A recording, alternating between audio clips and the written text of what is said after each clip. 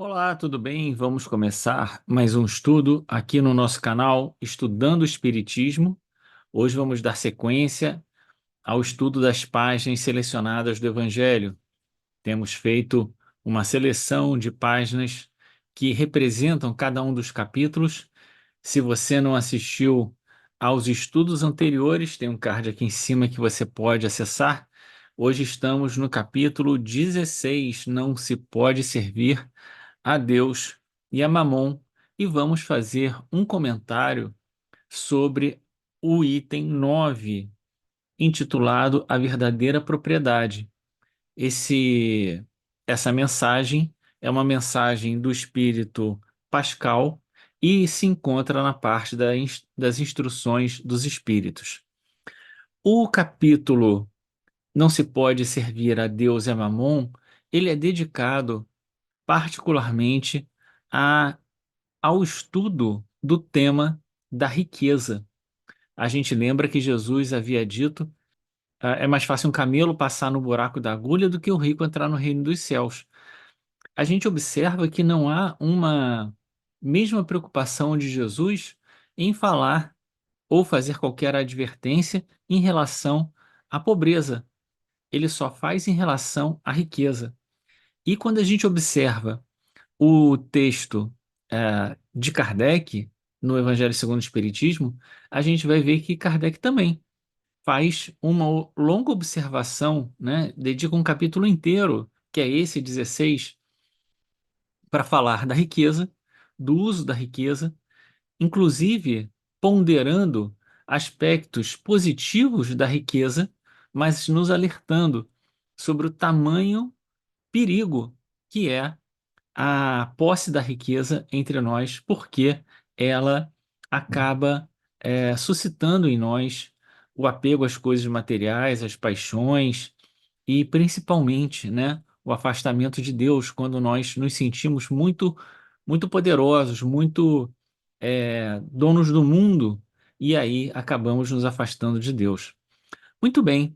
Então, vamos abrir aqui o Evangelho segundo o Espiritismo na mensagem 9, item 9, mensagem de Pascal sobre a verdadeira propriedade. A discussão da verdadeira propriedade é uma questão absolutamente importante para a gente fazer aquilo que Kardec nos incita a fazer no capítulo 2, que é mudar o nosso ponto de vista, olhar as coisas do mundo material a partir da lógica do mundo espiritual. Então, quando se fala da verdadeira propriedade, a ideia que se tem é exatamente fazer essa inversão. Claro que, do ponto de vista mundano, do ponto de vista das coisas da terra, a verdadeira propriedade é aquela que está na sua posse, está escriturado, está legalmente constituído e tudo mais. No entanto, diante dos olhos da lei de Deus e principalmente diante da vida que se desdobra para além da matéria, o que é a verdadeira propriedade? É isso que nós vamos ver então aqui nesse item do Evangelho. Vamos fazer então a leitura da mensagem. A verdadeira propriedade. O homem só possui em plena propriedade aquilo que lhe é dado levar desse mundo. Do que encontra ao chegar e deixa ao partir, goza ele enquanto aqui permanece. Desde, porém, que é forçado a abandonar tudo isso, não tem a posse real das suas riquezas, mas simplesmente o usufruto. Que possui ele então? Nada do que é seu, do que é uso do corpo, tudo o que é uso da alma, a inteligência, os conhecimentos, as qualidades morais. Isso é o que ele traz e leva consigo, o que ninguém lhe pode arrebatar, o que lhe será de muito mais utilidade no outro mundo do que neste.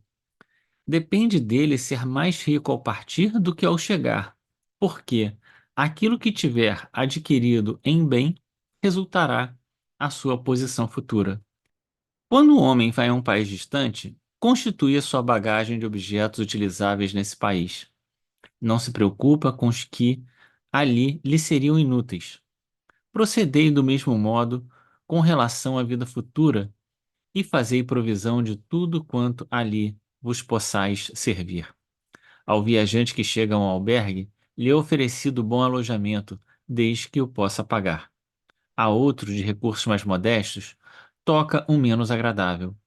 Quanto ao que nada tenha de seu, vai dormir sobre a palha. Assim acontece com o homem à sua chegada no mundo dos espíritos. Seu lugar ali está subordinado aos seus haveres. Não será, todavia, com seu ouro que ele o pagará. Ninguém lhe perguntará: quanto tinhas na terra? Que posição ocupavas? Eras príncipe ou operário? Perguntar-lhe-ão: que trazes contigo? Não se avaliarão os seus bens nem os seus títulos, mas a soma das virtudes que possua.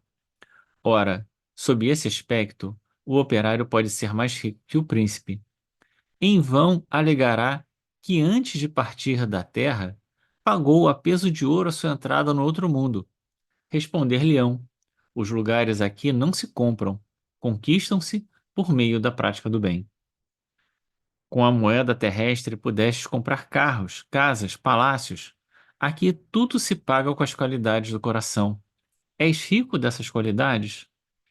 Sê bem-vindo e vai para um dos lugares da primeira categoria, onde te esperam todas as venturas. És pobre delas? Vai para um dos da última, onde serás tratado de acordo com os teus haveres. Pascal Genebra, 1860. Então, vamos analisar com calma essa mensagem, né? Pascal começa dizendo que a gente só tem plena propriedade daquilo que nos é dado levar deste mundo. Portanto, todas as coisas do mundo material, depois ele vai dizer, nós somos apenas usufrutuários, não é? É como a parábola dos talentos, que está aqui na frente, nos itens iniciais desse capítulo, está lá a parábola dos talentos. Nós recebemos os talentos e, em determinado momento, em algum momento, vamos ter que dar conta dos talentos que recebemos, mostrando do que fizemos com os talentos. É importante observar na parábola dos talentos que não é cobrado daquele que recebe menos ter o rendimento daquele que recebe mais. Cada um deve ter o rendimento de acordo com aquilo que tem, que recebeu. Cada um tem que dar conta das coisas que pode fazer de acordo com as possibilidades que tem. Nós somos usufrutuários. Os recursos que recebemos materiais são para que a gente multiplique e não para que a gente queira se apropriar exclusivamente deles. Então, continua Pascal. Do que encontra ao chegar e deixa partir, goza ele enquanto aqui permanece. Tá tudo bem. Desde, porém, que é forçado a abandonar tudo isso, não tem posse real das suas riquezas, mas simplesmente usufruto. Então, a gente usufruiu aqui as riquezas. Usufruiu para quê, né? Qual foi o sentido que a gente deu para as coisas que a gente tinha? Assim como eu observo tantas pessoas preocupadíssimos com a manutenção da saúde e tudo mais, tudo bem, você tem um corpo super saudável, você cuida muito bem dele, mas e daí? O que você faz? É, o que que isso te rende do ponto de vista da verdadeira propriedade, né? Das coisas que você vai levar desse mundo, porque o corpo vai ficar. Então, o corpo é mais um dos elementos que nos são dados para usufruto, para que a gente multiplique as nossas possibilidades, como na parábola dos talentos. Continua ele dizendo: que possui ele então? Nada do que é do seu corpo, tudo que é da sua alma, a inteligência, os conhecimentos, as qualidades morais. A gente observa que as pessoas estão muito mais preocupadas, e sempre tiveram, com as coisas da matéria, e muito menos com a, a qualidade dos seus pensamentos, né? A qualidade dos seus pensamentos, o desenvolvimento da sua inteligência, né? E as qualidades morais, porque é isso que vai ficar conosco depois que nós desencarnarmos. É isso que ele leva consigo, o que ninguém pode lhe arrebatar, aquilo que o constitui, num certo sentido, né? O que terá muito mais utilidade no outro mundo que nesse. É claro que aqui houve uma forçaçãozinha, né? Os nossos conhecimentos, nossas qualidades morais, elas são extremamente úteis no nosso mundo material, não para a posse das coisas materiais, mas para a constituição da nossa felicidade aqui, né? Porque a felicidade é uma só. Não existe uma felicidade específica para o mundo material e para o mundo espiritual. A felicidade é uma só, que é cumprimento do dever, consciência tranquila. Então, as qualidades morais são muito importantes nesse mundo também, mas sobre outro ponto de vista. Depende dele ser mais rico ao partir do que ao chegar. Então, a gente precisa, na nossa trajetória de encarnação, é isso que ele está dizendo, fazer um processo de educação moral do nosso espírito. E está constituído como uma das partes, agora eu não lembro exatamente em que mensagem a gente tem essa, essa passagem que diz que a, o nosso caminho evolutivo ele pressupõe um conflito interno, um conflito entre aquilo que a gente quer fazer e aquilo que a gente ainda não consegue fazer. Esse conflito interno é salutar, porque ele já demonstra uma consciência ativa nossa. E vencer esse processo é algo que é esperado que a gente faça, se não inteiramente, pelo menos em parte, é esperado que a gente faça no processo da nossa encarnação, para que a gente seja mais rico ao partir do que ao chegar, né? Para que a gente olhe para trás e veja, poxa, eu me tornei uma pessoa melhor ao longo da minha vida. Por quê? Né? Daquilo que tiver adquirido em bem resultará a sua posição futura.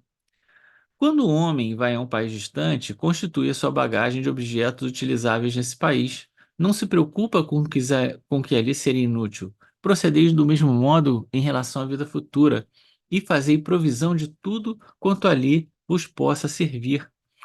E a gente poderia acrescentar aqui ah, ainda uma questão que que Kardec não deu, né? Aqui é uma mensagem de Pascal.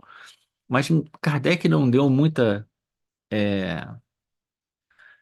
não tratou muito disso, né? Que é, eu vou procurar qual foi o comentário que a gente fez aqui nesse canal sobre a importância da vigilância. Vou botar aqui no cardzinho sobre a importância da vigilância, porque Jesus nos adverte: vigiai, porque a gente não sabe quando será chamado. Então, isso é muito importante porque essa passagem aqui, dizendo, preste atenção, no que você está colocando na sua malinha de viagem. O que que já tem dentro dela?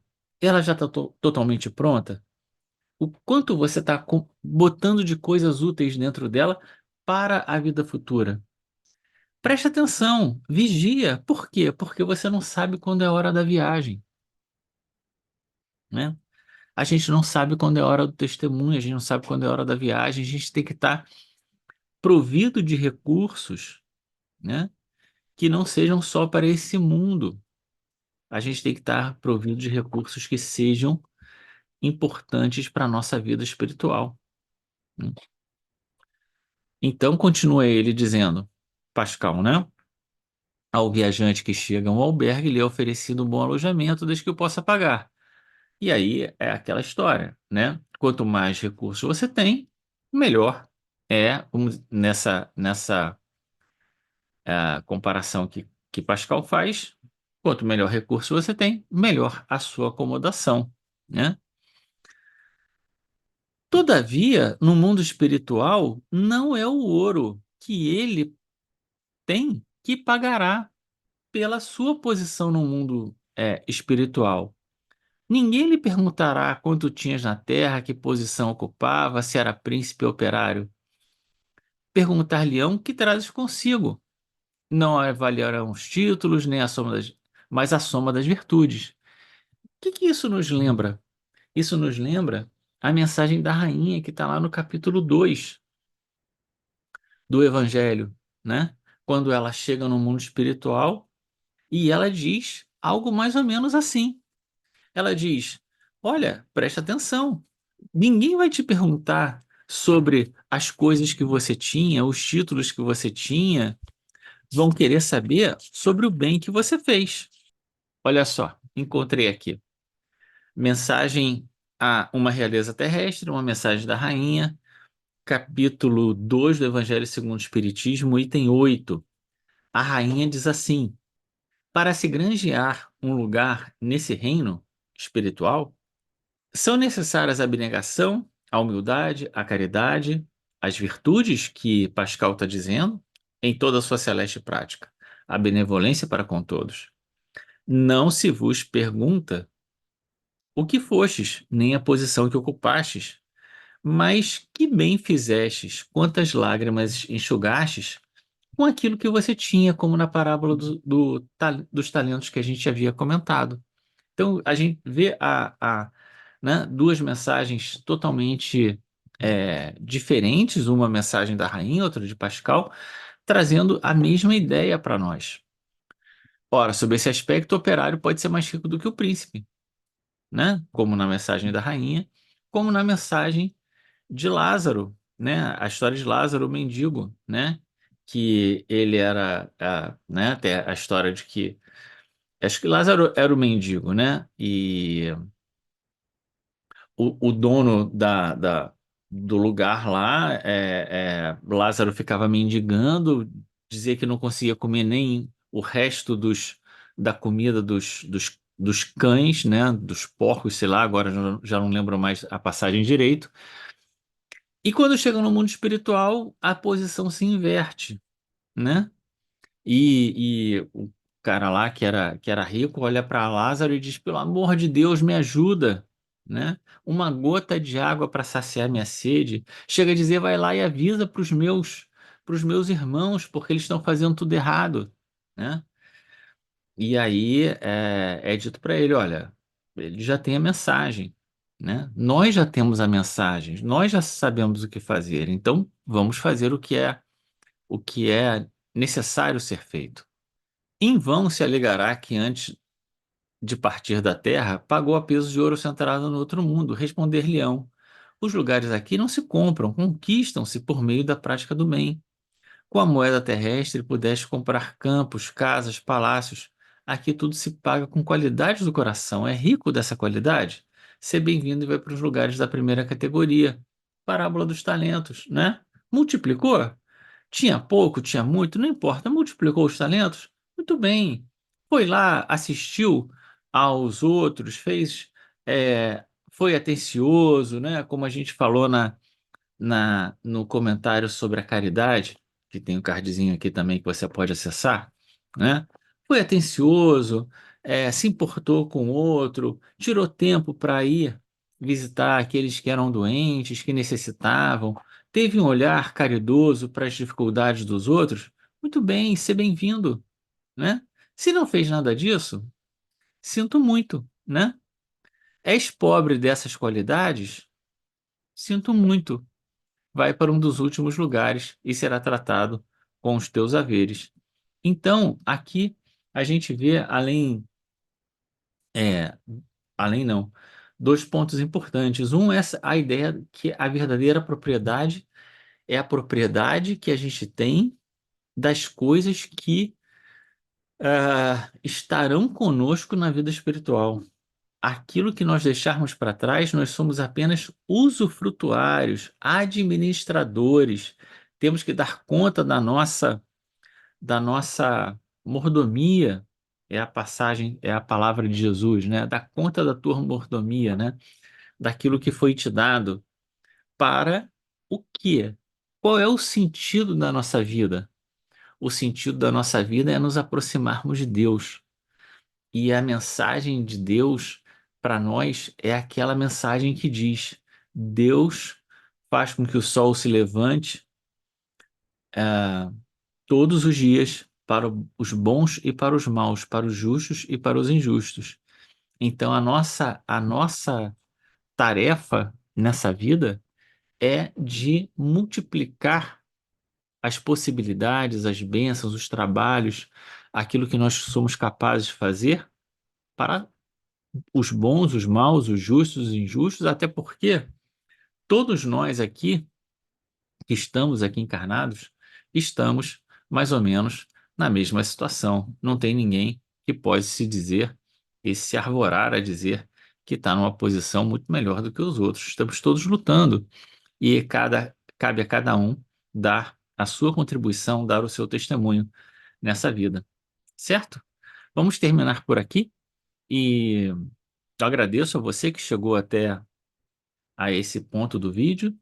Espero que você tenha paz na sua casa, pedindo a Deus que te abençoe, a você, a sua casa, a sua família, a sua vida. Que Deus nos abençoe a todos, que paramos um instante para fazer o estudo das coisas do Evangelho do Espírito. Fica com Deus, um grande abraço e até.